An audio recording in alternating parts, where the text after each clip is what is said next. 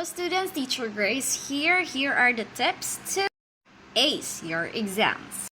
This is not applicable for everyone, but wala namang mali kung susubukan. Hack number 1. After studying, wag lang simply memorize. Test yourself. Try to ask questions or let other people ask you questions and answer them.